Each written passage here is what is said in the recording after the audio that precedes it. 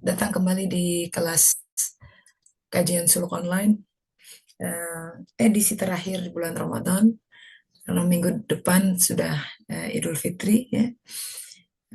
Sekaligus kita semoga Allah Ta'ala membimbing kita di malam-malam terakhir di bulan Ramadan ini, bulan suci yang banyak berkahnya gitu ya. Semoga semoga dapat sesuatu yang bisa membawa kita kepada ketakwaan yang lebih baik, menjadi hambanya yang lebih baik, supaya bisa lebih bersyukur, kehidupan tuh lebih dinikmati setiap langkahnya, setiap detiknya bersama Allah Ta'ala.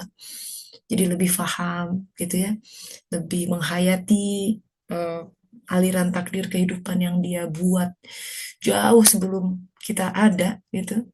Semua di Lauh Mahfuz, semua untayan kisah Bani Adam dari awal sampai akhir, bahwa kita adalah bagian dari sebuah konstelasi besar peradaban manusia yang menjadi cermin ya, cermin ilahiyah, karena dia ingin dikenal gitu, maka dia ciptakan semesta ini.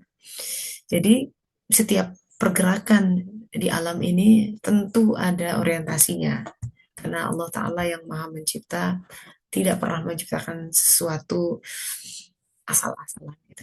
Itu bukan sifatnya. Dia tidak pernah menciptakan sesuatu tanpa sebuah tujuan yang sia-sia, itu tidak mungkin. Ma khalaqta hadza batila. Itu sebuah kesaksian yang wajib kita capai sebagai manusia, sebagai ciptaan, untuk bisa melihat semuanya itu tidak ada yang batil, bahwa setiap titik fragmen kehidupan adalah hak. Nah, hak itu kemudian akan terkait dengan sebuah ma'rifat, ketika haknya terhakikatnya, terminum gitu ya, terbaca, kita menjadi lebih mengenal dia.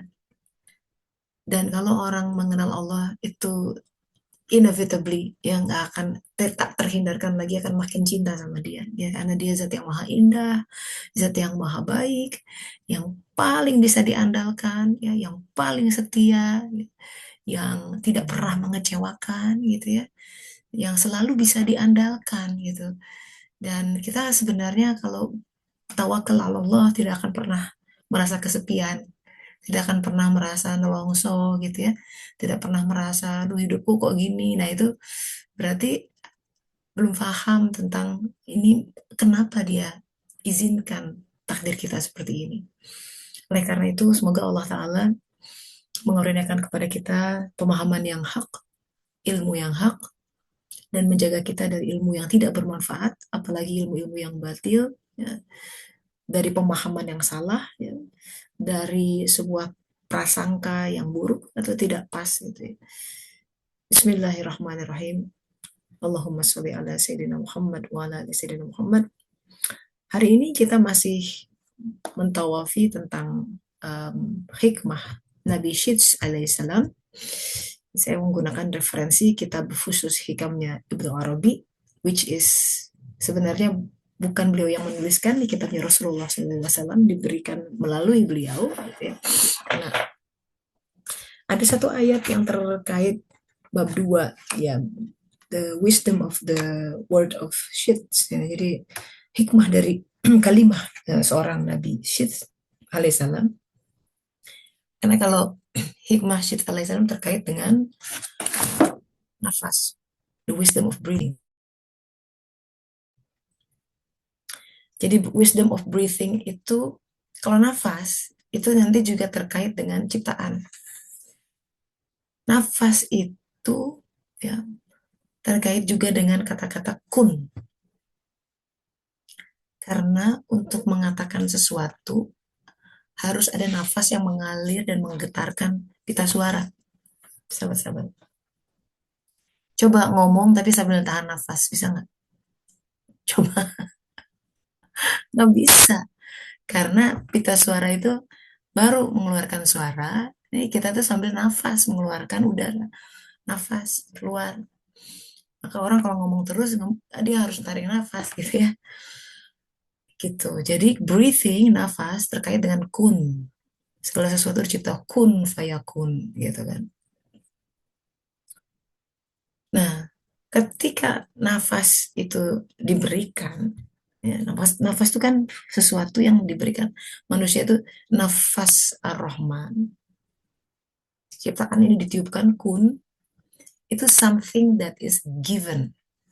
Itu yang dibicarakan di paragraf-paragraf awal kitab Fusus Hikam dalam Hikmah Syeds alaihissalam, yaitu tentang pemberian. Karena nafas itu pemberian. Ya, kita udah bicara tentang Nabi Adam ya. Kita beranjak dari Adam alaihissalam, kita Bani Adam. Nggak punya apa-apa. Namanya juga Adam, tidak ada. Sebutkan dulunya entitas tak bernama. Saking nggak adanya entitas kita itu nggak bisa dikasih nama. Apa yang bisa dikasih nama? Oh, nggak ada gitu kan. Adam, Bani Adam. Sebenarnya ya, kalau kita nyebut aduh Bani Adam, karena Allah Ta'ala sering menyebut dalam Al-Quran, wahai Bani Adam gitu ya. Itu kalau kita merenung secara suluk gitu, membawa kita kepada sebuah apa ya, kerendah hatian dalam hidup dan kebebasan. Karena yang membuat kita tidak bebas itu ketika kita terikat oleh objek-objek sesuatu selain Allah. Itu yang bikin kita menderita. Keterikatan itu, kemelekatan itu. Karena kita biasa punya sesuatu, biasa didampingi seseorang, biasa-biasa itu along with the time, seiring dengan waktu, mengikat itu secara tidak sadar, mau didasari atau tidak. Manusia itu makhluk kebiasaan. Aduh, biasanya naik mobil, nah kan, udah terikat dia dengan kenyamanan, nggak kehujanan. Begitu mobilnya mesti dijual gitu ya, mesti naik motor, ngeluh dia. Kok, apalagi kalau kehujanan gitu kan, dia membandingkan referensi ketika Allah masih dia memberi fasilitas itu. Lihat kemelekatannya. Padahal kalau mau kita merenungkan Bani Adam, dikasih motor pun, lah itu juga alhamdulillah ada motor. Nggak ada motor, masih naik kendaraan umum. Nggak ada kendaraan umum, kan berarti nggak ada duit, masih punya kaki, bisa jalan. Ada seorang sahabat di Bandung tuh tinggalnya, di Cimahi,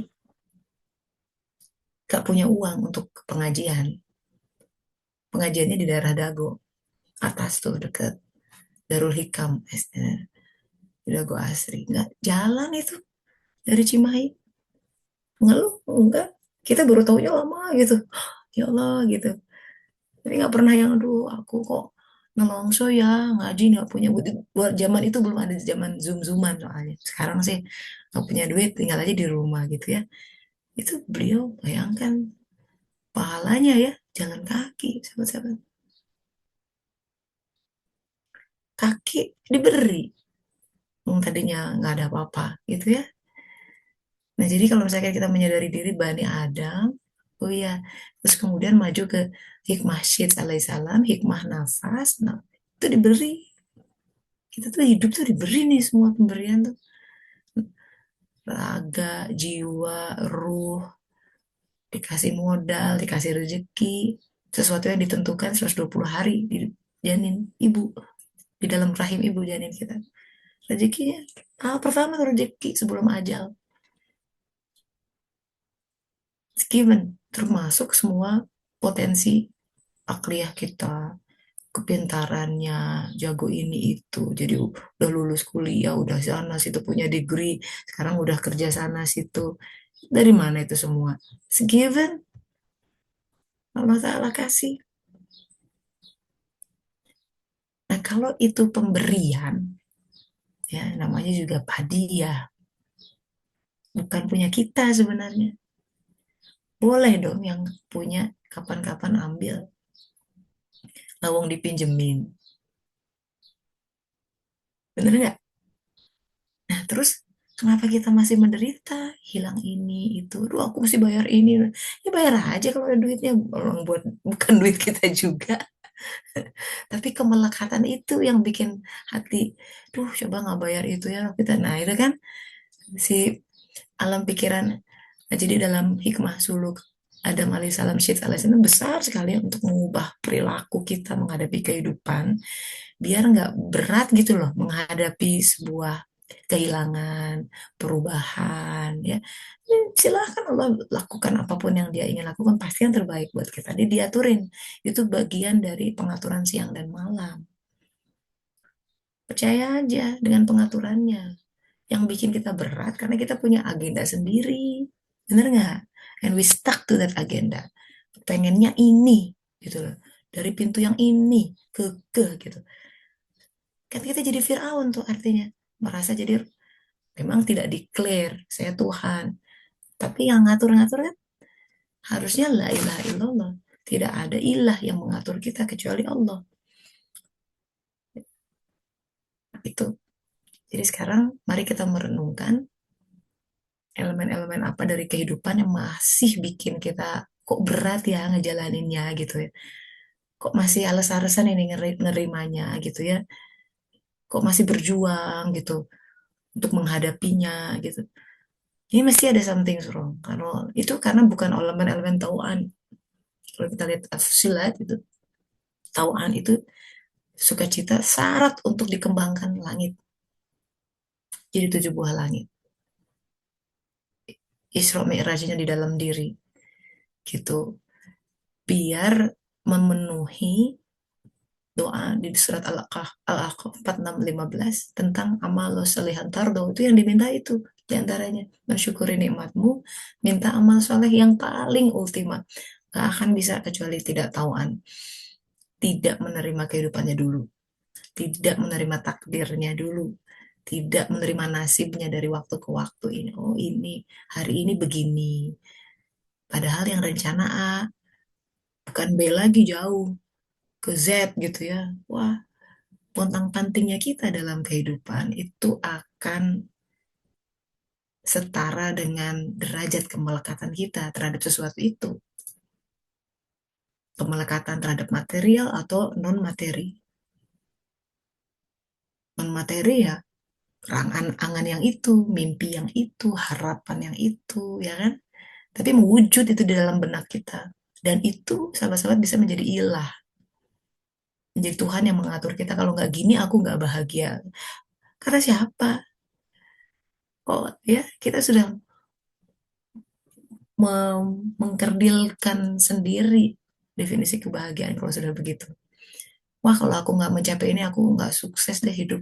Siapa bilang? Kadang kita itu jump into conclusion. Nah, hari ini pembahasannya tentang jump into conclusion. Ada satu ayat yang dikutip oleh Ibnu Arabi di Fusus Hikam terkait ini, terkait hikmah nafs, ya, nafsiyah. Kita sama-sama buka suratnya, surat ke-21 Al-Anbiya ayat ke-37. A'udzubillahi minasyaitonirrajim. Bismillahirrahmanirrahim. Khuliqal insanu min ajalin. Jadi manusia itu, nah ini mesti paham ya, diciptakan gitu loh. Diciptakan. Dia yang mencipta. Ini informasi tentang kita. Manusia itu diciptakan tergesa-gesa, ajalin. Ajalin itu juga akar kata yang sama dengan ijlun, anak sapi. Ya. Jadi karakteristik Al-Baqarah tuh. Makanya ayat surat kedua Al-Quran udah bicara tentang kita tuh. Sapi. Itu tentang kita, bukan sapi yang di luar. Itu sapi yang di luar itu sebagai proyeksi gambaran nih loh. Sapi itu. Tapi terkait dengan tergesa-gesa. Jadi manusia itu cenderung begitu. Di dalam psikologi ada termnya itu. Namanya JTC, ya, GTC. Itu sebenarnya termasuk dari sebuah gangguan psikologis. Apa ya? Sebenarnya sebuah cognitive distortion gitu ya. Jump to conclusion. Hati-hati itu. Jump to conclusion. Terlalu menyimpulkan terburu-buru. Itu sering banget. Sering banget. Itu yang bikin, salah satu hal yang bikin kita menderita. Salah lagi kesimpulannya. Kebanyakan salah. Makanya kata Allah Ta'ala dalam Al-Quran, sebagian besar prasangka itu dosa. Itu tadi, jump into conclusion. Disangka-sangka ini, oh gini kali, salah padahal. kita itu terburu-buru cenderung. Nah ini harus hati-hati kita, be aware with it. Terburu-buru menyimpulkan sesuatu, terburu-buru melabeli sesuatu, terburu-buru dari hawa nafsu, dan terburu-buru itu dari setan gitu. Jadi on jump to conclusion itu itu um, penyakit manusia ya. Allah Taala di dalam Fash Shits alaihissalam, kitab khusus Hikam Ibnu Arabi, secara spesifik ya menyebutkan ini. Jadi ayat pertama yang dikutip di sini adalah surat Al-Anbiya ayat 37 yang mengatakan kuciptakan manusia ya. Ini informasi buat kita semua. Manusia itu diciptakan tergesa-gesa gitu. Khuliqal insanu min ajalin. Itu. Oh, apa sih tergesa-gesa? Nah, mari kita explore itu. Tapi kita mesti aware. Kita itu defaultnya tergesa-gesa. Kata siapa? Kata Allah Ta'ala yang mencipta kita. Ini informasi besar di dalam Al-Quran. Manusia itu ciptakan tergesa-gesa. Ajalin. Apa efeknya buat kita? So, kita tahu bahwa, oh iya, ada fenomena jump to conclusion, GTC.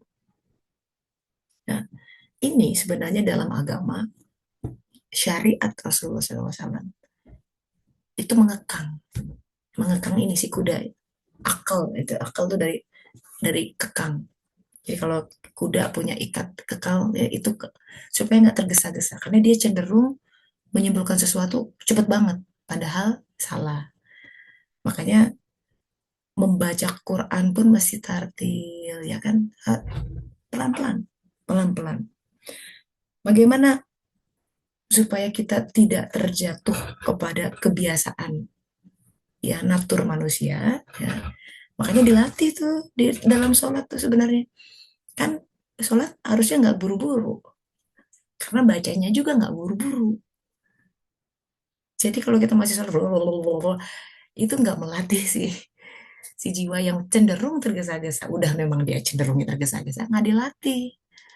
Wah, celaka.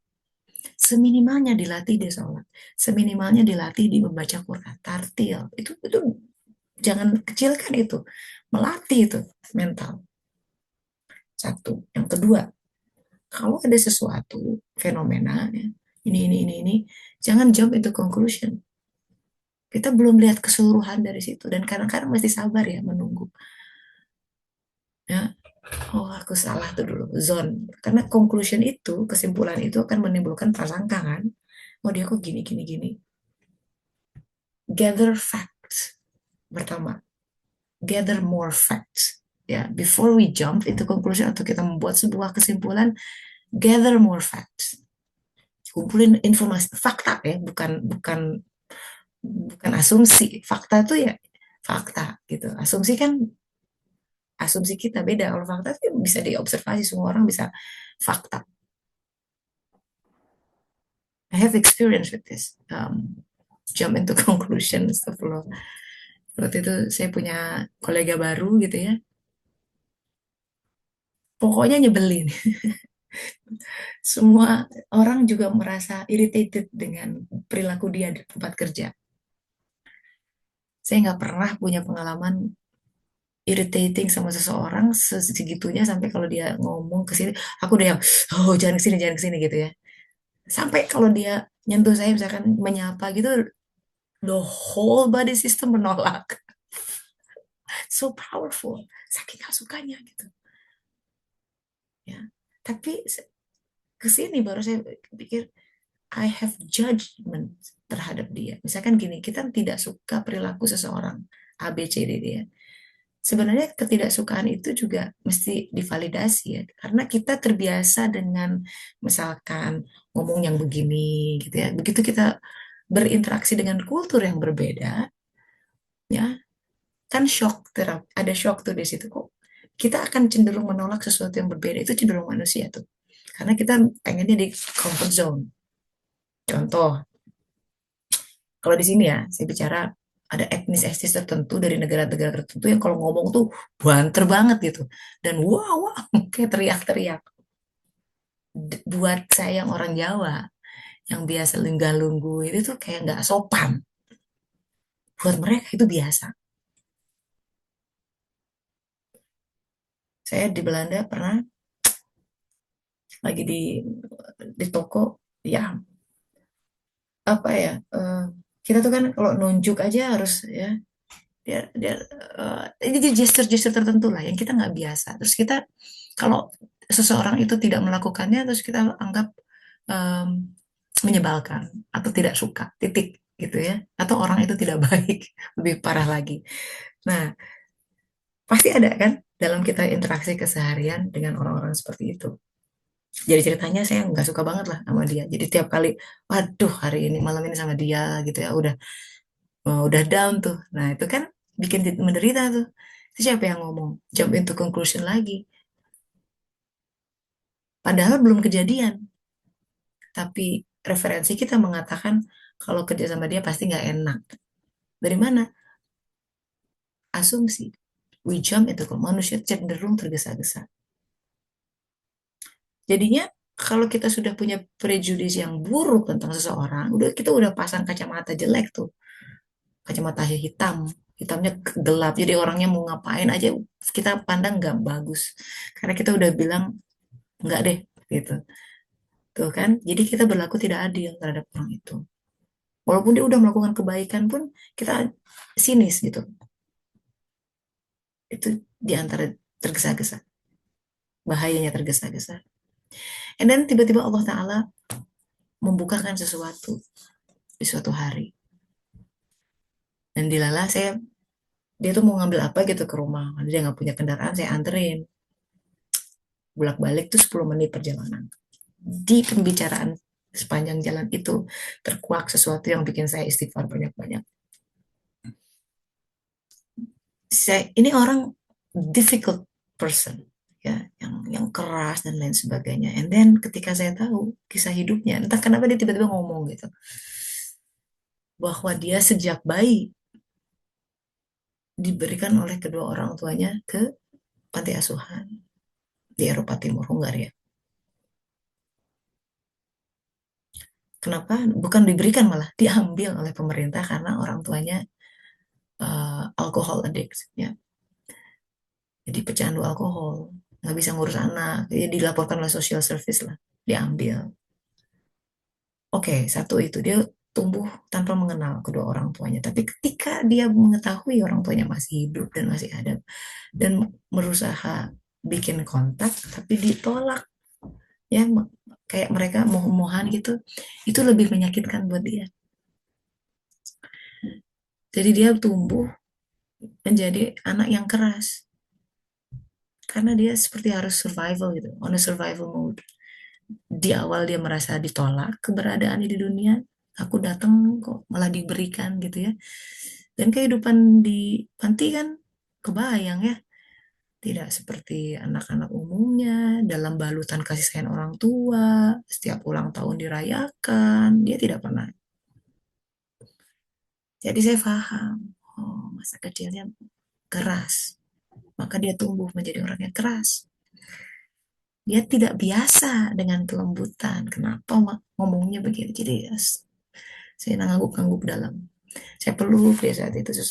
Sekarang we become the best buddy. Ini bunga ini dari dia nih pemberiannya. Dia sampai mengeluarkan komentar, apa namanya, the best team kita. Jadi kalau kita berdua, and I admit that kalau kerja sama dia sekarang lebih enak. Apa yang berubah di situ? Coba sama-sama oh, paradigm, kesadaran. Padahal hari-hari yang dilalui sama-sama aja sebenarnya. Klien semuanya sama fenomenanya. Begitu kita melakukannya dengan sebuah kesadaran, dengan sebuah duduk hati yang benar, ya, wajah dan kasih sayang, ya. Jadi ketika kita punya prejudice sama seseorang, zone, prasangka itu kasih sayang lagi terselubungi itu. Lebih baik tidak punya prasangka, apalagi prasangka buruk, yang mendingan prasangka baik, ya. Tapi harus pada tempatnya ya, tidak semua. Kalau lagi di tram tiba-tiba ada orang yang grepe gitu ya, ya oh, prasangka baik, mungkin dia sedang enggak pada tempatnya. There are some evil people in this world, ada orang-orang jahat di dunia ini, harus hati-hati gitu. Pada tempatnya. Ya, jadi bicara tentang the wisdom of hikmah Syeds alaihissalam hari ini, bicara tentang bahwa kita cenderung dicipta tergesa-gesa dan mesti sadar itu. Kebanyakan permasalahan dalam kehidupan itu datang dari pikiran kita. Itu bikin penyakit.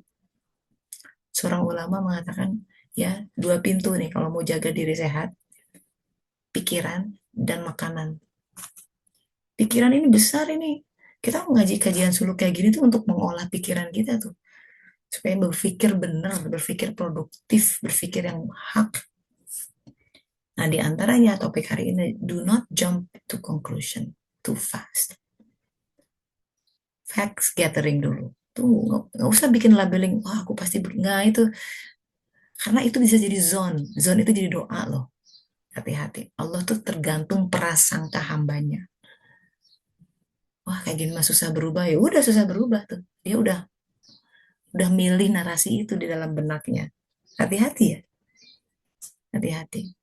Terus makanya mendingan fokusnya banyak istighfar dan merespon kehidupan tuh ya fact to fact gitu loh. Fact to fact, apa yang ada di depan, apa adanya. That's the reality. Karena sebagian besar kita tuh drama queen banget gitu. Realitasnya apa, terus kemudian kita, wah dia pasti begini, langsung diamplifikasi, padahal realitasnya nggak gitu-gitu amat.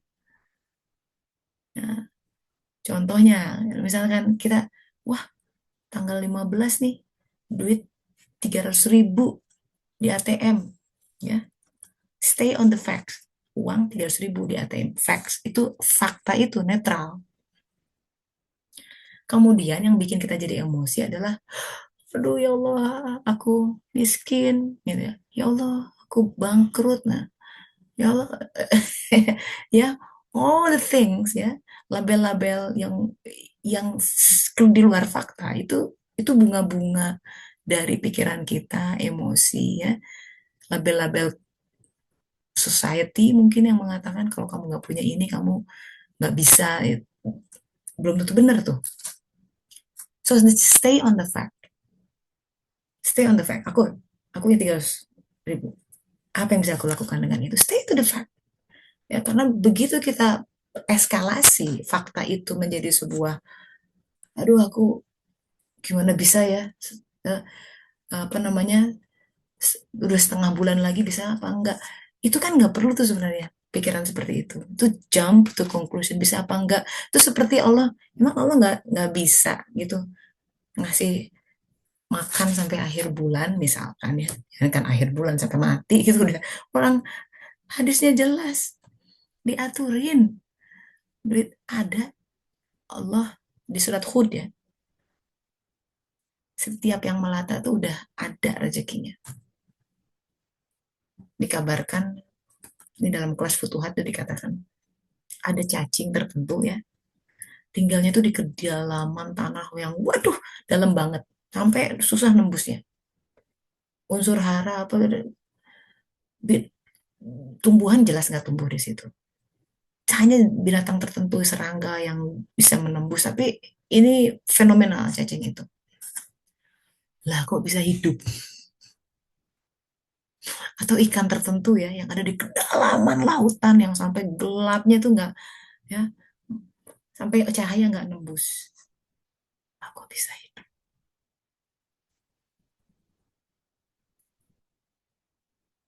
Allah bisa ke sana tuh nyambung semua semua dabah binatang melata. Kita dabah termasuk. Nah, raga kita tuh dabah. Jalan. Kita bukan melata sih. Ya, cuma pakai dua kaki. Sama berjalan di muka bumi. Dijamin sangat-sangat rezekinya. Nah, itu exercise ya. Exercise jump to conclusion. Tengah bulan, duit tinggal 300.000. Ya, memang faktanya, oke, katanya faktanya aku harus membayar ini. Oke, stay to the fact. Stay to the fact ya. Nggak usah emosi. Nggak usah kemudian degap-degup dengan kita punya 300 masih harus 1 juta. Oke, stay to the fact. Begitu kita panik, nah itu yang bisa malah bikin blur solusi keluar. Tenang, tenang, tenang, oke. Uraikan lagi. Jadi kalau kalau kita tenang, itu si si akal pikiran dia akan bisa bisa reason things, keluar inspirasi-inspirasi. Oke, hal-hal yang belum kebayang datangnya dari mana, setelah ikhtiar kita optimal, bawa ke sejadah. Tunggu rezeki tak terduga dan berkali-kali terjadi, berkali-kali terjadi. Ini kisah nyata ya, yang saya ceritakan ini kisah nyata. Orang yang masih hidup dan saya wawancara setiap bulan. Bayangkan tahun 92, anak satu, gaji apa dosen honorer di salah satu perguruan ternama di Bandung, 150.000 sebulan. Cukup apa? 150.000. Maksimum 200.000 lah. Gitu. Zaman itu ya, 92. Saya bilang, wah, 150.000. Saya waktu itu 92 tuh SD SMP. Ya dulu jajan tuh sehari 5.000. Sebulan 100.000. Jajan doang ya, anak SD. Saya kayak nggak kebayang gitu. Tapi hidup ada aja. Nah itu ya. Kemudian dalam testimoni beliau, atau contoh, mesti bayar anak sekolah 300.000. Nggak punya duit dong. Lawang gajinya 150.000. 150.000 sekian seminggu habis. Tapi ada aja katanya. Aneh. Ini ini benar ini kejadian dan itu nggak satu dua tuh yang testify seperti itu. Satu hari lagi sholat duha gitu ya berdoa, dari mana ya datangnya ya Allah. Nggak ngomong sama seseorang. Nggak ngomong. Habis zuhur tiba-tiba tok tok tok. Ada sahabatnya datang. Kak, ini barusan saya sholat zuhur seperti mendengar bisikan kirim X rupiah kepada Akang katanya. Jumlahnya pas 300.000 rupiah, nggak kurang nggak lebih. Dan sering itu kejadian ini itu. Ketika kemudian beliau bilang ini tahun sekian bakal umroh, eh bakal menginjakkan tanah di Mekah. Ah nggak kebayang, nabung juga nggak bisa katanya. Pergi tuh hari yang mas. So itu ya. Jadi jump into conclusion tuh kan banyak hal tentang bisa nggak, masa tua aku gimana, belum tentu. So stay to the fact ya. First of all, jadi stay to the fact. Faktanya apa? Oke. Dan kan kita kadang punya asumsi terhadap fakta itu, but you have to challenge it, challenge your assumption, gitu. Jangan selalu apa ya, kopeh dengan satu asumsi kalau ini nggak dipenuhi pasti nggak bisa. Nah itu tuh susah tuh kalau udah berpikir kayak gitu. Oh saya nggak bisa ini pasti nggak bisa itu, harus didobrak cara berpikir seperti itu. Allah Maha Kuasa. Lewat mana nih? Kita jadi lebih kreatif gitu. Jadi challenge your assumption adalah kalau kayak gini nggak bisa, apalagi ya gitu. Apalagi selalu selalu ada tanda tanya. Kemudian daripada kita mengasumsi-asumsi sesuatu, mendingan kita komunikasikan. Itu membantu flow. Seringkali kan air menggenang tuh jadi sumber penyakit. Hal-hal yang tidak dikomunikasikan, kita pendam sendiri, itu kadang jadi penyakit. Ya mungkin kita nggak nemu orang untuk komunikasikan, tapi kan kita punya Allah Ta'ala yang selalu standby setiap saat. Nggak pakai pulsa nelfonnya, nggak pakai mesti janjian. Itulah munajat, ya Allah. Hamba ini perlu ini. Bagaimana ya Allah ya solusinya? Ajak bicara dong. Dan dia menunggu kita untuk diajak bicara gitu. Lalu dia yang memberikan kondisi ini pasti hanya dia yang punya solusi yang paling baik dari mana. Mohon ilhamkan aku jalan keluar yang paling baik dan mudahkan aku. Dekatkan yang jauh ya Allah. Bukakan yang tertutup. Mudahkan yang sulit ya Allah. Gitu. Enak tuh. Komunikasikan. Ya Allah sebenarnya aku berat menghadapi ini. Gitu. Mendingan sama Allah kayak gitu-gitu teh. Sama orang mah belum tentu. Malah bisa backfire. Ya, ya. Udah gitu mungkin cerita kita diumbar-umbar ke orang lain gak jelas. Misal. Ya, jadi supaya kita tidak jump to conclusion, empat jurusnya adalah gather some facts. Ya, facts gathering, fakta, fakta, fakta, bukan asumsi. Kalaupun kita berasumsi, you have to challenge your assumption. Bener nggak ini asumsi kita? Kemudian sebisa mungkin komunikasikan. Jangan buru-buru ya, ditumpuk-tumpuk-tumpuk-tumpuk, nanti bisa burst itu, bisa meledak di satu saat karena nggak mengalir. Ada hal yang menguntungkan kalau kita mengkomunikasikan ya. Kita komunikasikan dalam doa, dalam munajat dengan Allah Ta'ala. Terus tiba-tiba kalau dialirkan, terus tiba-tiba ada flow tertentu, ide-ide baru yang bisa mengalir dari hal yang dikomunikasikan itu. And then slow down. Ya, karena kita diciptakan tergesa-gesa. So, jurus untuk menangkalnya adalah yang sebaliknya. Slow down, slow down. Tunggu, slow down. Coba berpikir sebentar. Ini kesimpulan saya ini bener nggak? Slow down, slow. Hold on. Evaluasi lagi. Ini mikir kayak gini perlu nggak? Ya. Jadi banyak pikiran kita tuh yang mesti dievaluasi. Karena pikiran itu ya akan meng-create sebuah cipta karsa. Nanti pikiran akan mengalir ke perbuatan, ke sikap dalam menghadapi sesuatu. Itu produk-produk pikiran yang kita pilih untuk disimpan. So be careful, ya, pilih-pilih tentang pikiran-pikiran mana yang mesti tinggal dan minta sama Allah Ta'ala supaya di manage. Kalau enggak kita akan kelabakan sendiri menghadapinya. Nah, kalau kita jernih pikirannya, itu petunjuk-petunjuknya akan lebih mudah untuk dibaca. Mana yang dari Allah, mana yang enggak, ya. Jadi jelang jelang malam-malam Lailatul Qadar, jadi kadar-kadar diri di antara yang menyiapkan wadah untuk membaca kadar diri adalah kita mesti benar dalam berpikir dulu. Itu kata Ibnu Arabi, dua kunci kalau mau mi'raj.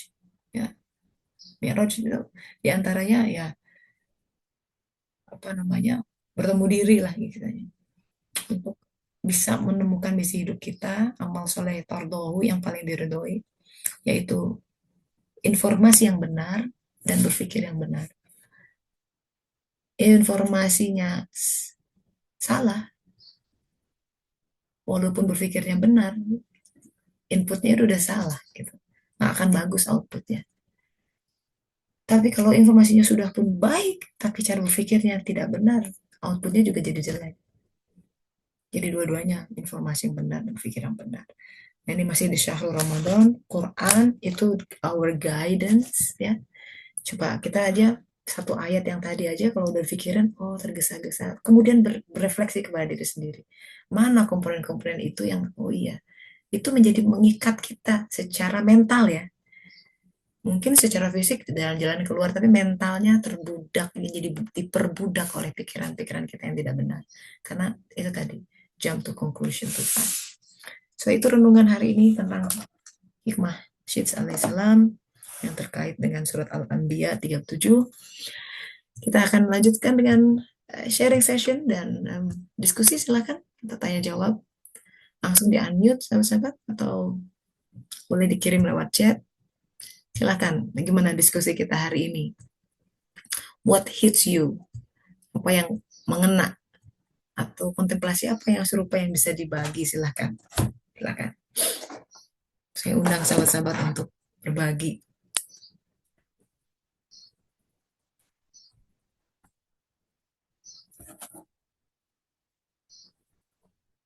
Langsung di unmute aja ya, silakan.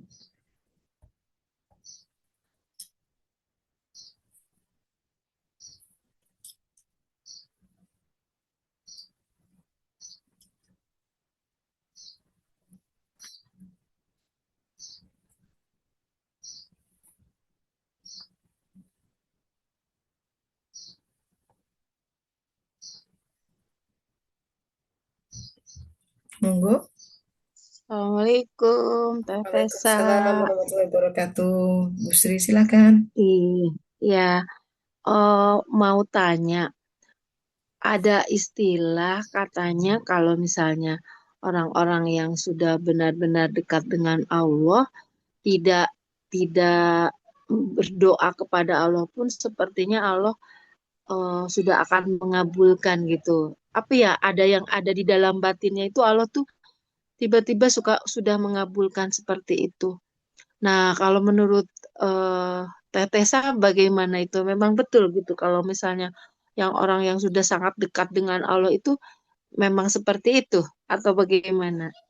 Iya. Maksudnya Terima gimana kasih kalau Teh sudah dekat Tessa. sama Allah? Gimana Bu? Kalau Assalamualaikum sudah dekat sama warahmatullahi Allah, jadi wabarakatuh. maksudnya tidak perlu Ya, berdoa sudah dikabulkan. kalau misalnya sudah dekat dengan Allah itu baru di dalam batinnya aja misalnya ada sesuatu apa yang dia inginkan atau apa yang dia inginkan, ya tiba-tiba udah Allah itu udah mengabulkan seperti itu.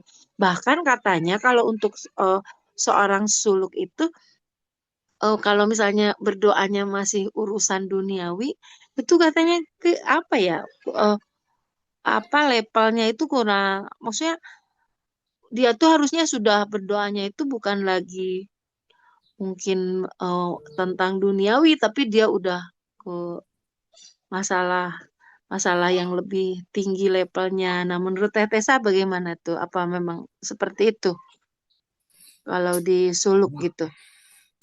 Ya, Ya, makasih Bu. Ya, kita lihat dari Quran ya. ya, Tergantung orangnya, tergantung. Jadi tidak semua sama. Kalau kita lihat dalam Al-Quran, kisah Nabi Zakaria berdoa 80 tahun. Apa langsung diberi? hmm, Tidak. Ya, Nabi loh, jelas dekat sama Allah. Nah, jadi belum tentu. ya, Belum tentu hmm, langsung diberi itu sesuatu hal. Bahkan dalam Al-Quran bisa jadi sebuah tajrid, sebuah kejatuhan. Apa yang diinginkan langsung diberi itu belum tentu. Dalam Al-Quran dikatakan ada buat orang kafir, dunia dibukakan.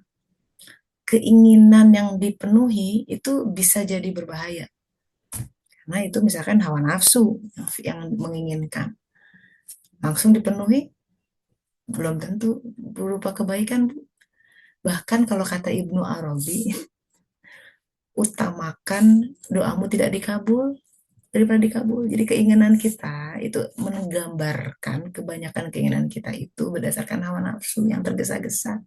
Tadi itu kesimpulannya salah, mintanya yang salah, jelas karena kesimpulannya salah. Kalau minta yang salah, jelas Allah nggak kasih. Baik karena itu tidak baik buat orang itu atau timingnya belum pas atau dia belum siap kalau dikasih itu.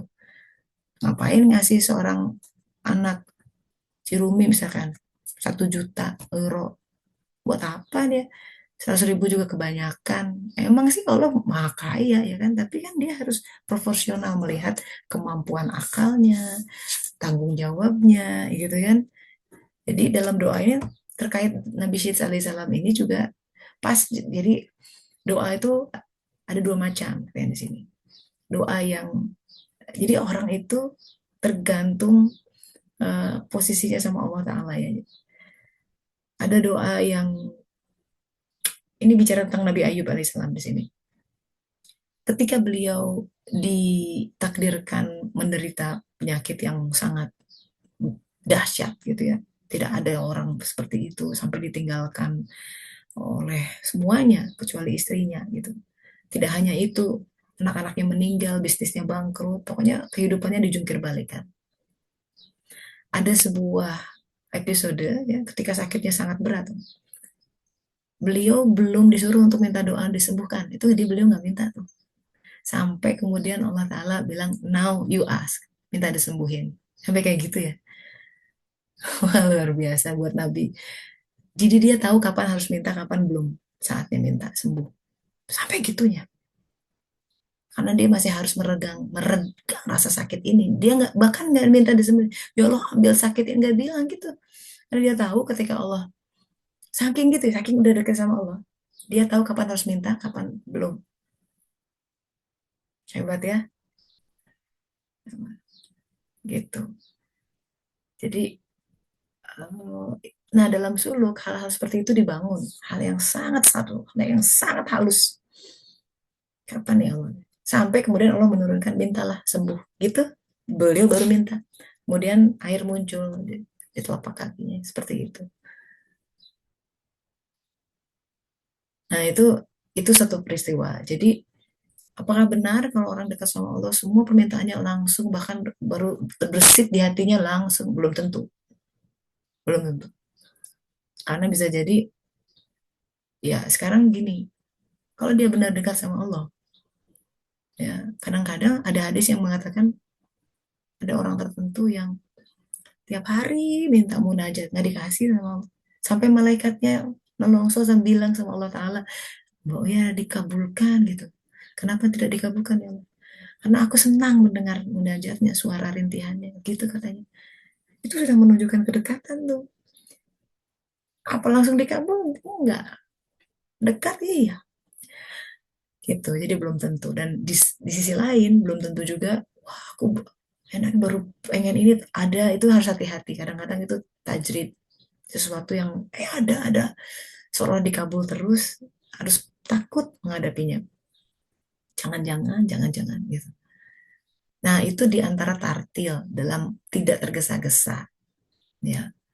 Tidak tergesa-gesa dalam menyimpulkan sesuatu, gitu. Ada kisah menarik lagi ya. Ini suluk nih. Hmm, jadi di antara sifat seorang hamba yang baik itu adalah dia cepat dalam merespon keinginan dari sang tuannya. Bener nggak?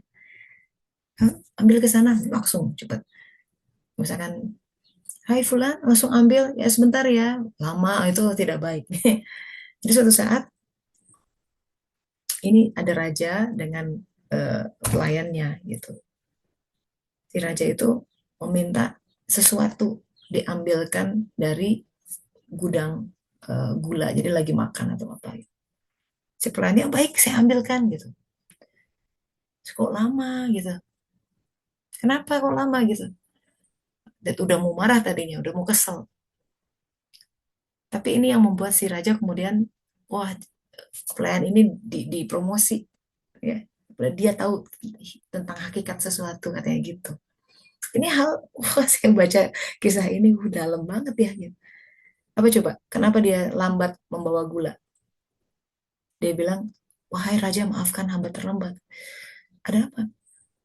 Ketika hamba akan menyendokkan gula itu, saya lihat ada beberapa semut sedang lagi menikmati, lagi makan gitu. Kan kalau kita mah ya dihempas, diambil, di karena kan pengen dipanggil raja gitu, pengen cepet-cepet. Maka saya menunggu sampai mereka kenyang dulu, terus keluar, saya ambil sendok, saya baru datang. Raja bilang, kau benar. Rajanya raja berilmu gitu ya, ngerti juga kalau rajanya enggak sih. Nah, apa di balik itu sahabat-sahabat? Kadang ya Allah nyuruh sesuatu ya sama kita. Kamu datang.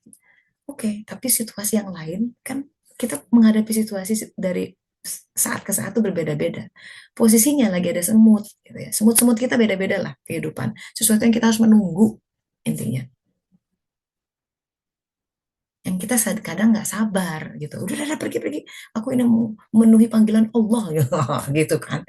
Atau ini penting banget nih harus sekarang juga. Semut-semut mengganggu gitu. Padahal bukan gangguan, itu ada sesuatu yang harus ditunggu besar. Tapi memahami itu, wah ya ini memahami hikmah syed alaihissalam, karena kita diciptakan tergesa-gesa.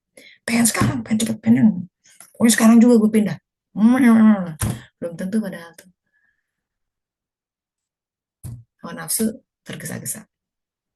Ya, surat Al-Anbiya 37, natur kita pengennya cepet-cepet.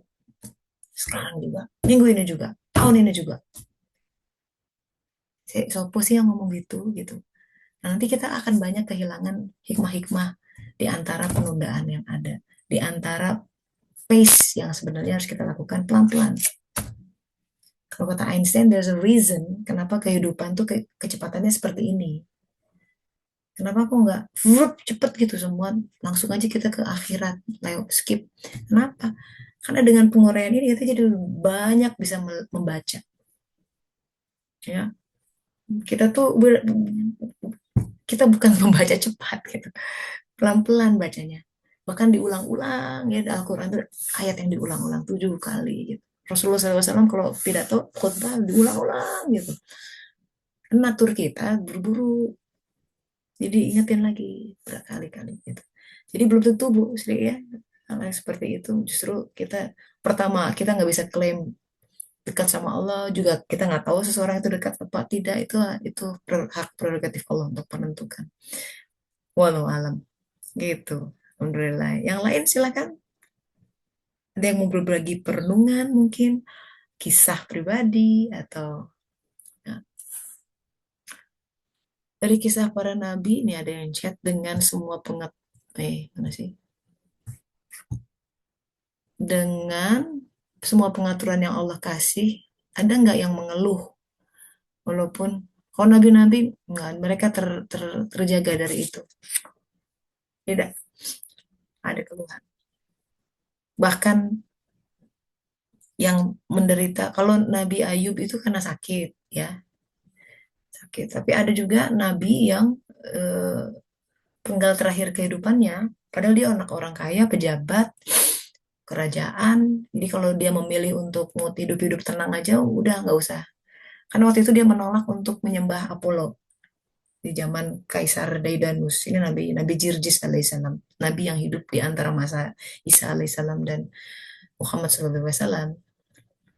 Di zaman itu orang harus em, menyatakan keimanannya, jadi orang, aku menyembah kepada Apollo kayak gitu, dan itu harus di publik. Ada orang-orang yang menolak gitu, walaupun yang lain udahlah, udah yang pura-pura aja di depan yang penting. Karena apa?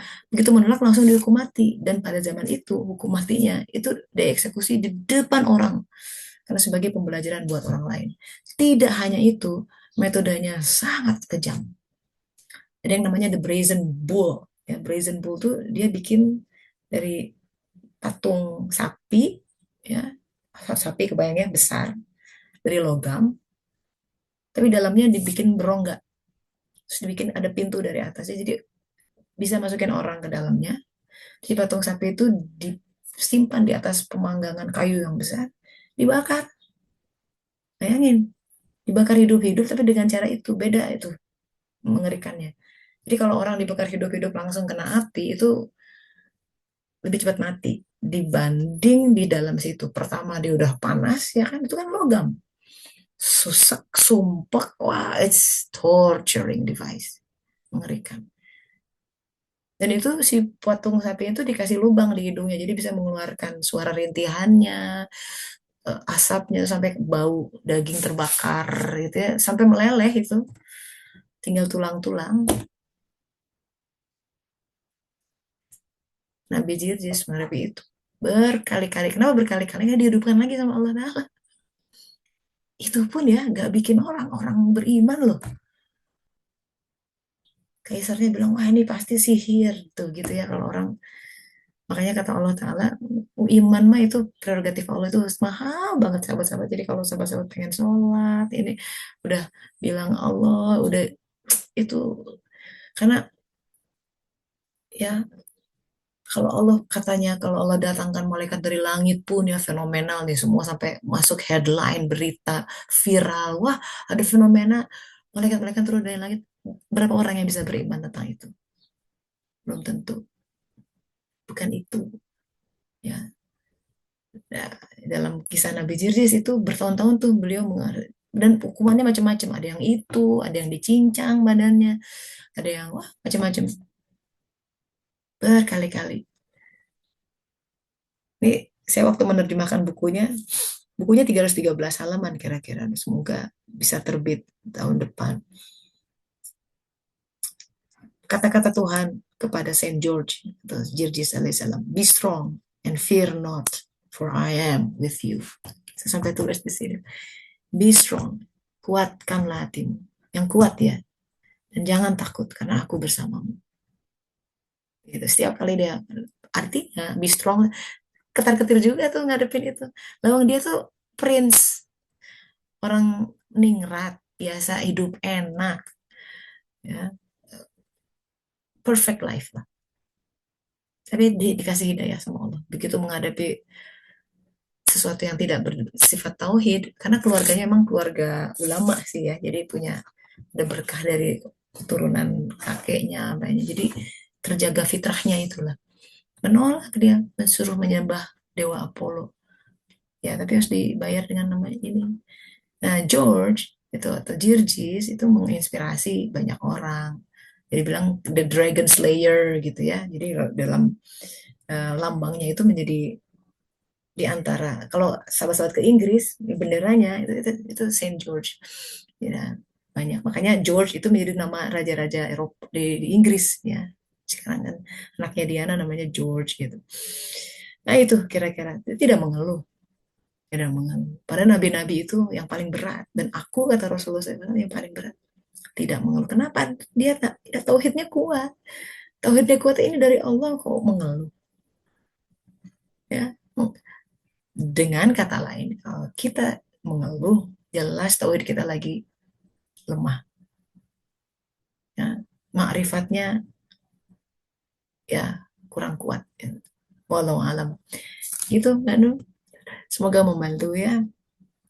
Oke, ada lagi sahabat-sahabat, satu lagi mungkin ada yang mau sharing, masih di bulan Ramadan, langsung di unmute aja. Gimana renungan hari ini, apa yang kena gitu? Apa yang oh aku juga gini. Nah itu di share sama kita, jadi itu kontemplasi itu sesuatu yang berharga ya. Siapa tahu jadi rezeki buat kita sama-sama, karena itu Allah yang menginspirasikan. Monggo, silakan. Nah, Assalamualaikum, Gian. Tetesa. Aduh, Waalaikumsalam aku kayaknya warahmatullahi tiap wabarakatuh. tiap kelasnya Tetesa ada aja yang hits gitu ya, ada yang hits me. Very Oh ya, hot. dari Allah, Ya, dari that's very Allah. hot. Masya Allah, ya, ya. Jadi pengen Ya. sharing apa namanya pertanyaannya Bu Sri tadi cukup cukup bikin merenung juga gitu karena ya baru Hmm. ngalamin. Cuman ya anyway, pas tadi dengar ceritanya Teh Tessa tentang mursyidnya Teh Tessa tadi, I relate banget. Hmm. eh Bahkan dari sebelum saya nikah gitu, waktu saya kuliah di Bandung. Jadi ketika saya dari kecil sampai SMA itu di Surabaya, terus kuliah di Bandung, Hmm. itu Hmm. merantau, Hmm. itu baru kerasa ya, baru kerasa. Padahal tinggalnya sama eyang saya gitu, berdua. Hmm. Tapi Hmm. namanya merantau pasti beda rasanya gitu. Dan Iya. dan ya relate banget lah, sangat relate gitu dengan itu gitu. Dan waktu saya berangkat ke Bandung itu saya inget banget ibu saya tuh tadinya nggak mau Ya. nganter karena agak terbatas gitu waktu itu, tapi bapak saya nyuruh nggak bisa dong, kamu harus nganter gitu, namanya anak perempuan Hmm. satu-satunya. Dan Hmm. saya inget banget ibu saya cuma ngasih satu Al-Quran sama Hmm. satu apa tasbih yang biasa saya pakai waktu SMA gitu. Udah Hmm. pokoknya kamu ini jangan tinggal sholat gitu, itu aja. Wow. Padahal saya bukan, kalau boleh jujur saya bukan datang dari keluarga yang Islami banget, enggak gitu. Hmm. Hmm. Cuman kalau nilai-nilai seperti itu selalu ditanamkan gitu. Nah, pas eh tadi itu ngomongin soal jangan terburu-buru, itu kayaknya nyambung sama obrolan kita yang minggu lalu ya Teh. Hmm. Baru lately baru saya belajar untuk ngambil jeda of everything gitu. Karena saya ngerasa kayak kok hidup ini kemerungsung banget gitu, kayak ya itu berusaha ngatur gitu. Karena saya kemarin tinggal di Jogja, lama di Jogja gitu. Orang-orang Jogja, apalagi saya tinggal di kota gede, Hmm. orang-orang di kota gede, orang-orang Jogja itu kan sangat lambat ya. Slow ya. Yes, banget teh. Ya, ya, Wah, ya, ya. banget gitu. Hidupnya Hmm. tuh jadi besar di Surabaya, di Bandung, di Hmm. Jakarta, terus waktu itu kami memutuskan di Jogja. Itu memang agak buat saya sama suami itu agak, wih, oh ini ya agak lambat ya. Tapi lama-kelamaan kan terbiasa ya. Nah, terus sekarang balik lagi ke Jakarta, saya pikir-pikir slow living yang sekarang diagung-agungkan, yang diinikan itu, yang digemakan itu, it's not about kamu tinggal di mana sih kalau menurut aku. Hmm. Karena begitu kamu bisa ambil jeda, it's about itu state of mind sih. Itu Ya. state of mind. Karena kayak gini, kemarin tuh awal puasa kan suami saya sakit, anak saya dua yang kecil ganti-gantian sakit. Itu yang semalaman muntah teh. Semalaman muntah sampai yang Kebayang paling kecil ya. itu. Waduh, Been there. Ya. been there, done that ya teh ya, Ya, hantam ya ya. teh. Hmm. Terus gantian anak kedua sakit itu, waduh. udah saya barengan sama suami sakit gitu. Wah, Hmm. saya awal-awal Ramadan itu barengan juga sama teman curhat masalahnya cukup serius gitu. Terus Hmm. dia minta tolong diuraikan gitu. Namanya dia lagi kena musibah, dia perlu teman untuk menguraikan isi kepalanya gitu. Terus saya bilang gini, ini awal puasa orang lain pada pada nyiapin takjil, pada nyiapin makanan yang harus buat sahur. Kita berdua diem gini dapat masalah nih, alhamdulillah saya bilang gitu. Hmm. Hmm. Cuman gimana kalau kita diem dulu? Dan Hmm. saya juga sempat uring-uringan maksudnya, ya Allah, ini kenapa ya? Kenapa kok di awal Ramadan semua orang sedang gegap gempita menyambut gitu. Saya boro-boro teh. Ada 3 hari saya cuma tidur 8 jam atau less than 8 hours gitu. Hmm. Hmm. Hmm. Dan itu saya kayak, kenapa ya Allah. Terus kan saya memilih untuk diem gitu. Untuk kayak, Hmm. Allah ngasih apa sih gitu. Allah pasti ngasih sesuatu gitu. Tapi ya udah lu diem aja dulu gitu. Dan kan waktu awal-awal puasa itu Jakarta hujan teh. Saya seperti biasa lah juga ya bangun jam 2 gitu. Dan alhamdulillahnya pada saat itu nggak ada yang puasa. Hmm. Jadi di rumah ini cuma saya yang puasa. Oh iya, Anak iya. gadis saya lagi mens. Jadi Hmm. saya bangun sendirian Hmm. jam 2 hujan dan saya wirid ya, saya wirid, saya hujan. Hmm. By Allah itu kayak beban tuh semua diangkat aja udah. Masya Allah, ya, ya. Nah, Begitu aja ya, buat begitu Allah aja mudah aja. segampang itu. Saya Ya, langsung inget yang pertama kali saya inget true, true. omongan Tetesa yang ada harus punya satu amal kecil yang rutin ya kita lakukan yang Yes, itu bener. yang bikin kamu connect gitu. Dan Ya. saya baru ngeh malam itu saya flashback dari saya tuh diajarin ibu saya tahajud itu dari SMA kelas Hmm. 1 kalau nggak salah. SMP kelas 2 saya Hmm. udah mulai di ini, SMA kelas 1 tuh saya udah mulai rutin jam 2 jam 3 tuh harus diem gitu. Karena bukan kenapa, saya kayak butuh untuk recharge sih. Hmm. Hmm. Dan malam itu tuh saya langsung tularkan ke satu sahabat saya yang lagi bermasalah itu. Kebetulan dia juga Hmm. bangun, dia tinggal di Cilacap. Lu lihat jendela. Gitu. Hujan nggak? Hmm. Hujan bun. Oke, ini sama-sama ngeliat jendela hujan nih. Gitu. Lu, aku puasa sendirian. Anak rumah udah pada bangun belum? Belum bun. Oke, doa. Cuman alhamdulillahnya, ya itu ya. Hmm. Dari jeda itu sih, kalau kata aku, ketika kamu bisa jeda dari hiruk pikuk itu rasanya Allah pasti akan give you ya is the pain gitu. Hmm. Hmm. Dan itu Ya, kalau aku boleh sharing ya, minta sih, minta. ya, Seperti kata Teh Tessa tadi nomor 2, ya, komunikasikan sih. ya. Sesimpel ya Allah, nah aku muntah-muntah ya Allah malam Nah, ini, betul, ya Allah betul. 1 jam aja nggak muntah ya Allah biar aku bisa tidur 1 jam aja aku bilang. Ya, bener, Dan bener. iya itu kayak gitu kok. Dan saya lagi nularin ke anak-anak saya untuk kamu ya minta supaya menang main Pokemon tuh minta aja ke Allah, aku bilang gitu. Dia lagi suka main game Pokemon gitu. Kamu Hmm. minta Ya, ya, aja ya. ya, minta doa gitu. Aku nggak ngerti gimana cara mintanya. Ya pertama salawat, puji Allah, habis itu minta aja, ngobrol aja begitu dengan Ya, bahasa yang baik ya, aku gitu. betul, benar. Dan itu itu Betul. itu kadang ya begitu seperti kata Tetesa tadi, begitu kamu bisa jeda, kamu tenang dulu, nanti terurai sih apa yang overthinking di kepala yang berisiknya nauzubillah min dalik itu ntar terurai sih. Ya, ya, ya. Aku relate banget sih sama yang tadi. Just like that, just like that. Itu Iya, cara cara smart menghadapi kehidupan. Gak usah kita sendiri bebong ngangkat-ngangkat. Aduh, patah bahu kita. patah banget. Allah serahkan la haula wala quwata illa orang la haula wala quwata illa billah. Gimana kita udah dikunci pakai itu kalimat itu aja. Tidak ada daya upaya kecuali Enggak. dengan kuahnya Allah, kekuatan Allah. Nggak mungkin. Udahlah, stop fighting. Stop apa namanya ngatur-ngatur kehidupan. Serahkan semua sama dia, biar dia aturkan. Enak jalannya, berserah diri itu kuncinya, ya. Kadang aku ditanya teh gimana caranya gitu. Aku kira Hmm. susah juga untuk menjelaskan secara kata-kata. Mungkin aku bisa. Aku sering banget ditanya Hmm. kayak gitu. Ya, Gimana ya, caranya? Lo bisa ya. ya aku nggak bisa bilang aku tuh berserah 100%, cuman Eh. Iya masih ada sedikit ngatur-ngatur ya gitu, walaupun setelah inget gue ya elah gue ngatur nih gitu. Kadang suka Ya, ya, ketawa ya, ya, diketawain, ya, ya ya, Allah kok ya, gue ya. ngatur sih ini gitu. Cuman mungkin Tetesa bisa sharing kadang buat orang hari ini gitu nggak kebayang teh gimana sih Nah, cara berserah itu kan. Waduh nggak kebayang teh, saya banyak apalagi teman-teman dari kampus ya yang logik banget gitu. Wah saya bener-bener agak di ini juga gitu, gimana lo hmm, bisa ini gitu berserah ini nggak bisa dong, lo kan harus punya rencana, lo harus ini gitu. Apalagi ya, urusan anak ya, homeschooling apa segala macam. Wah saya banyak banget diserang sebenarnya, tanda kutip ya. Eh, tapi ya semoga ya itu dari hidayah ya teh ya. ya. Tapi sebenarnya ada mental practice yang kita bisa pakai gitu ya, karena di kajian suluk ini kita mencoba untuk membumikan segala sesuatunya dalam arti dengan bantuan Allah ya, supaya bisa ke terrasionalisasi gitu, Kebayang ya. make sense gitu loh, kebayang gitu ya.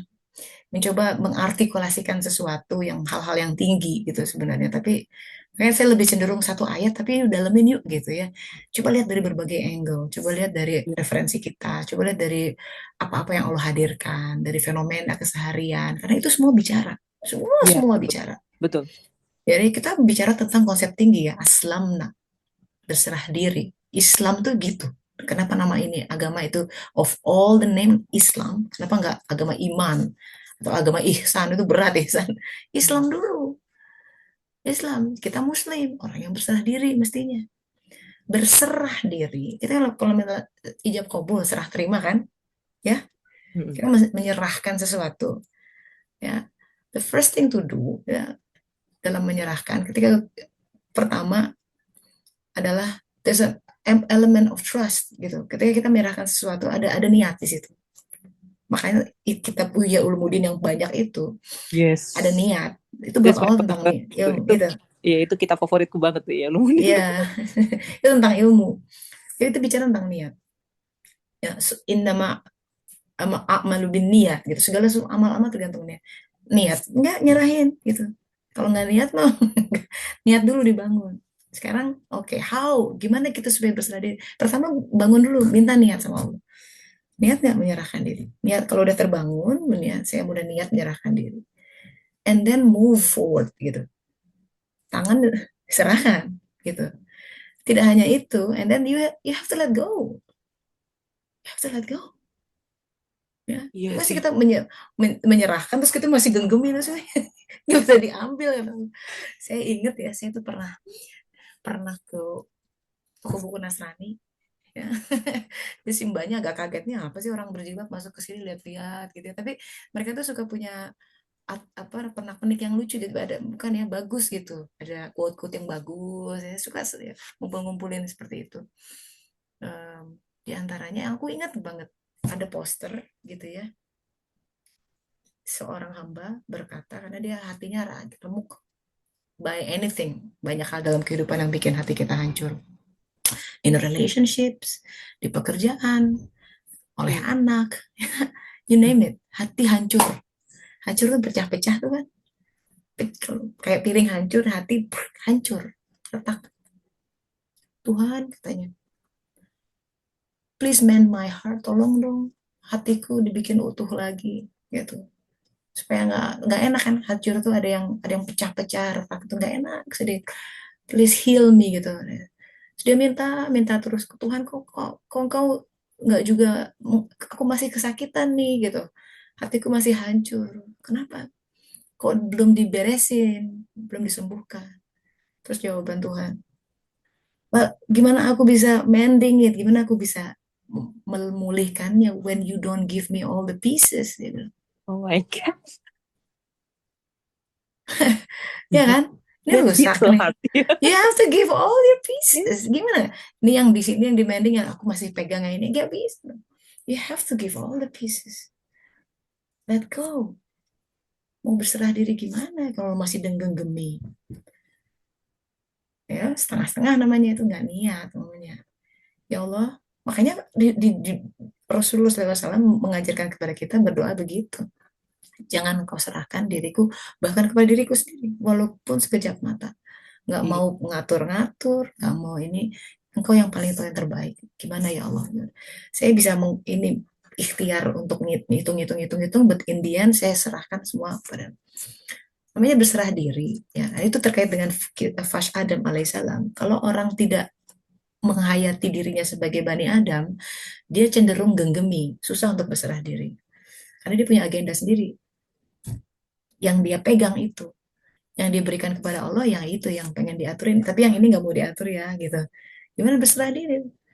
Berserah diri ya let go sebelum diaturin.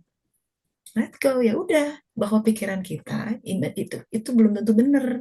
Kan udah dikunci tuh sama ayat itu dalam Al-Quran. Apa yang kau anggap baik belum tentu ya baik. Apa yang kau anggap buruk belum tentu buruk. Belum tentu. Jadi kita tuh dalam state yang nggak tahu sebenarnya. Ya, sebenarnya ayat itu udah harusnya membuat kita lebih bisa, udah serahkan saya sama Allah. Let go. Let go.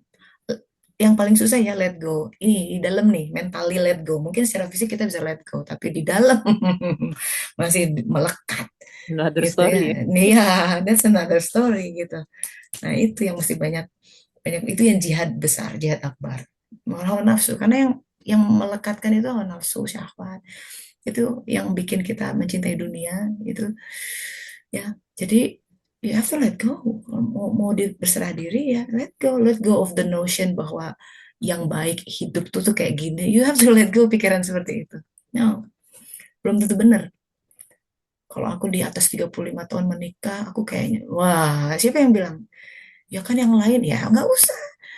Dalam suluk tuh kita nggak usah referensi yang lain gitu. Ya yang lain.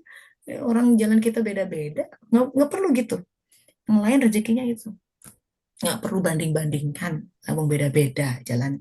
Ya, jalan kepada Allah itu sebanyak nafs hamba-hambanya, sebanyak jiwa hamba-hambanya. Jadi kalau ada 1 triliun jiwa, itu jalannya beda. Lawang bayi kembar udah beda jalan. Kembar siam ya, beda sekian menit keluarnya tetap beda rezekinya. Ya, jadi you have to let go. Let go tuh ya terkait dengan sabah, mengalir. Subhanallah. Ya, air itu nggak genggami sana. Aku pengen di titik ini nggak mengalir. Harus mengalir. Namanya mengalir itu kan mengalir dari satu koordinat ke koordinat lain. You let go. Yang kemarin kemarin. Kalau kita masih genggami kemarin, tidak mengalir namanya. Coba dulu ya tahun lalu aku masih punya kerjaan. Nah itu si pikirannya masih melekat di tahun sekian. Padahal fenomena udah berubah nih. Iya. Coba dulu. Nah, pakai pakai coba dulu. Ya dulu adalah dulu. Sekarang adalah sekarang, nggak perlu dibandingin, nggak perlu banding. Mengalir. Sufi itu anak sang waktu. Untuk berkata besok bukan dari kami. Iya. Tomorrow is tomorrow. Nggak usah mikir. Tomorrow is tomorrow. You need to Yesterday is yesterday. Ya, just be present. Itu mengalir. Dan kita selalu dialirkan dalam kehidupan. Waktu terus berputar. Kalau enggak kita tergilas roda zaman.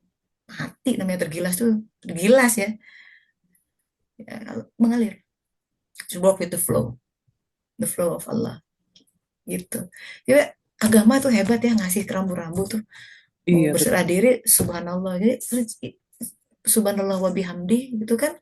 Wah banyak tuh. Kalau mau, kok aku susah berserah diri. Adalah dari zikirnya inilah subhanallah wa bihamdi. Kita tahu mengalir hatinya gitu. Banyak kunci-kuncinya gitu yang bisa. Kok susah untuk subhanallah? Wah berarti masih pekat istighfar dulu deh gitu.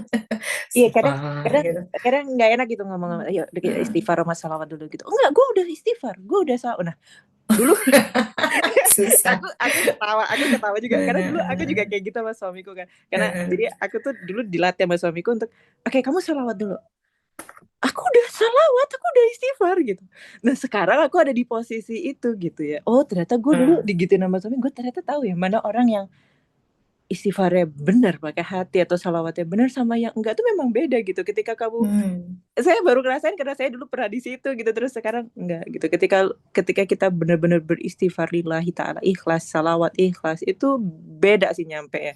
Karena apa yang di hati kemudian diucapkan kemudian itu nyambung gitu. Ketika hati kita udah siap ikhlas istighfar, ucapan kita dan tingkah laku kita tuh selaras sih sebenarnya. Dan kalau boleh jawab tadi ininya pertanyaannya Bu Sri, ketika apa yang di hati kemudian terucap di mulut dan kemudian apa yang apa yang bisa kita kemudian mengalir, kita amalkan gitu ya, sikap kita juga seikhlas apa yang kita ucapkan di hati dan di mulut. Mungkin itu tadi yang maksud Bu Sri gitu. Ya tanpa minta Allah tuh kasih. Tapi di state itu, ketika kita udah selaras seperti itu, sebenarnya kadang kita udah nggak pengen apa-apa sih sebenarnya. Kita udah, Iya, gue iya, bodo amat, dikasih apa juga bodo amat gitu. Yang penting iya. ikatan gue dengan Allah kuat. Saya ingat kemarin teman saya bilang, Bun, sahabat saya yang kita awal puasa tadi udah agak babak blur gitu. Hmm. Bun, gue sekarang jadi takut kalau misalnya gue seneng, gue takut nih. Wah ini kalau seneng, gue ntar kenapa-napa nih gitu. Ntar pasti ada sesuatu yang kejadian sedih gitu. Terus saya bilang, kok lu jadi prasangka sih gitu? Kok lu jadi prasangka buruk sama Allah? Enggak, gue gak prasangka loh. Lu jangan salah paham gitu. Yang kita ngobrol, enggak. Ya udah kalau lu gak prasangka oke gitu. Tapi setelah saya pikir, enggak, kayaknya kita harus ada di titik nol deh, di titik netral gitu. Nggak boleh terlalu seneng, nggak boleh terlalu sedih, tapi udah jangan pikirin seneng sedihnya, tapi pikirin ikatan lu kuat sama Allah aja gimana gitu. Karena ya itu Ya, udah, iya ya, kan? ya, karena senang sedihnya lebih ke Allah, Iya, bukan selain Dia. Itu yang lebih aman. Jadi kalau senang sedihnya terhadap dunia, wah itu repot. Segala sesuatu sama Allah, pasti banyak sedihnya. Tapi kalau senang sedihnya karena ma'rifat Allah, dia akan selalu dalam keadaan konten, puas. iya Karena konten. dia selalu melihat, ya, whole gitu, merasa penuh gitu. Karena Allah yang dicari. Dia akan memenuhi hati, dan hati itu diciptakan hanya untuk Allah. Tidak ada yang bisa memenuhi hati kecuali Allah. Jadi kalau orang masih yang dicari untuk membahagiakan objek-objek selain Allah, silahkan berduka cita. Ya, silahkan lama tuh sufferingnya, karena nggak akan pernah whole, nggak akan pernah penuh, nggak akan pernah puas. Selalu ada sesuatu yang kurang, selalu ada yang sesuatu yang misplaced, merasa, ya, hati hanya dicipta buat dia. That's the thing, that's the fact. Ya, jadi tidak memuatku langitku dan bumiku, hadis kutsinya, kecuali qalb hamba-hambaku yang mukmin, yang mukmin ya. Kalau bukan mukmin nggak akan bertajalli. Jadi hati itu tempat tajalli Allah Taala. Itulah baitullah dalam diri kita. Karena Allah resides there, bukan dia secara zat tentunya, kuasanya dia.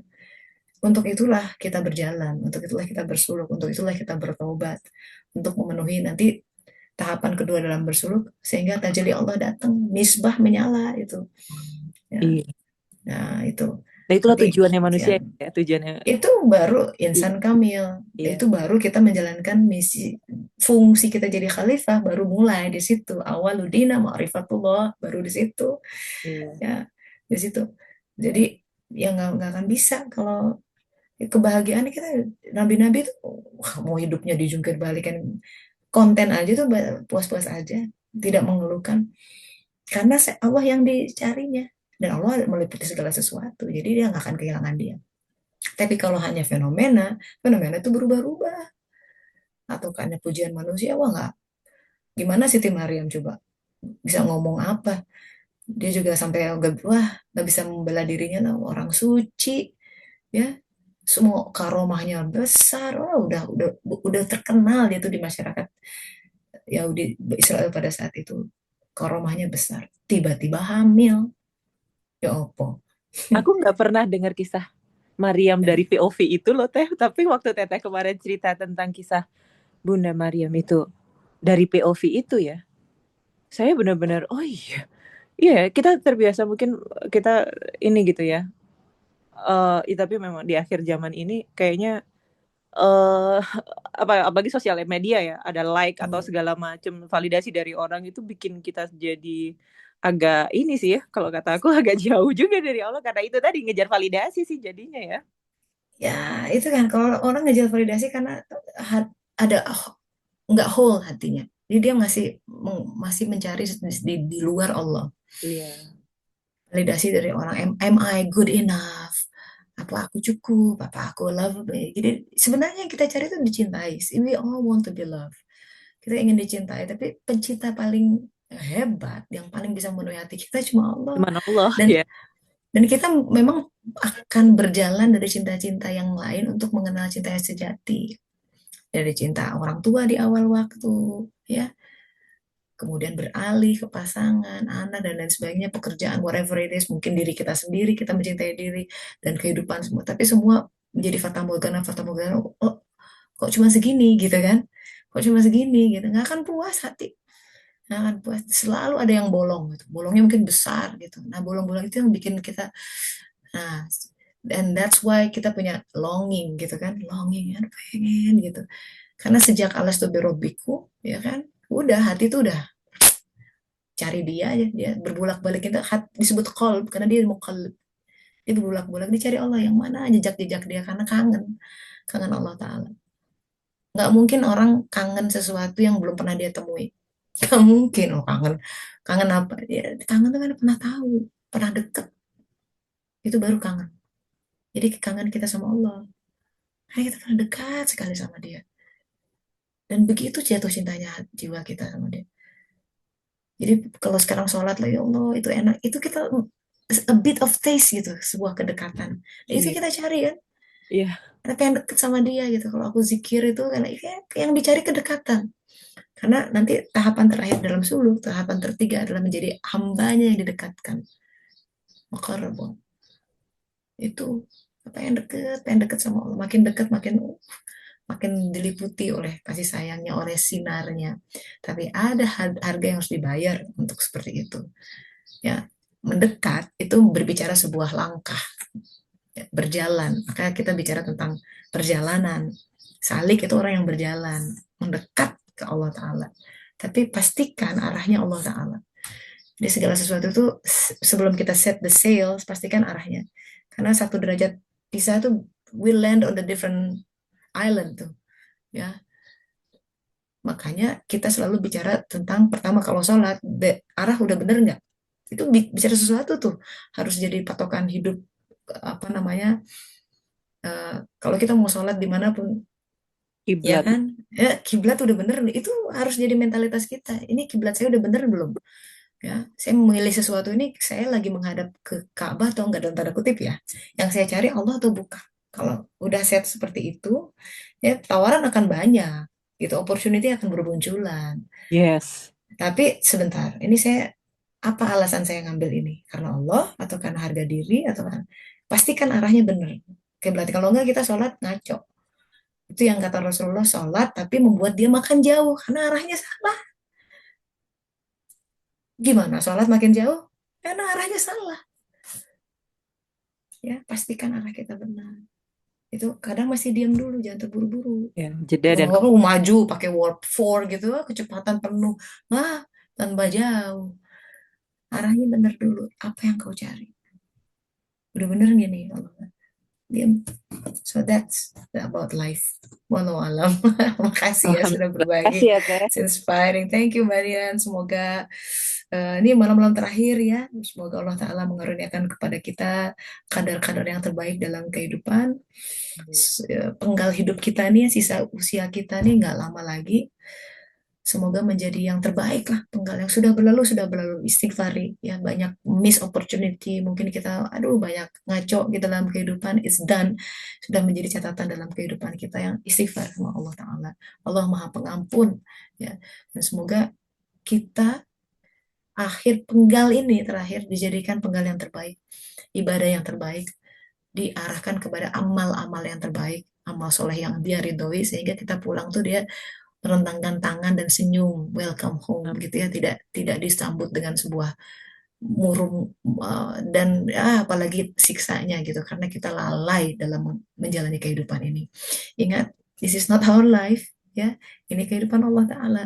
Kita adalah konstelasi besar dalam hal yang dia punya rencana dalam hidup ini, so it's not, nggak hanya secuplik konflik Iran Amerika, itu mah dunia akan seperti itu dari dulu juga ya. Do not lose orientation in life. Maka Quran harus tetap pegang, baca, sholat, tegakkan. Udah back to basic, syariat Rasulullah SAW ikuti. Semoga Allah Ta'ala mengkaruniakan kepada kita kehidupan yang baik ya, husnul khatimah. Mari kita sama-sama tutup dengan doa akhir majelis. Subhanaka Allahumma wa bihamdika asyhadu an la ilaha illa anta astaghfiruka wa atubu ilaik. Alhamdulillahirabbil alamin. Mohon maaf lahir batin. Minggu depan kita free dulu ya. Insya Allah 2 minggu lagi kita sambung lagi. Semangat lahir Pamit dulu Teteh, ya, semangat. sama-sama. Terima kasih Assalamualaikum Sama-sama. warahmatullahi Teteh. wabarakatuh. Terima kasih. Mari.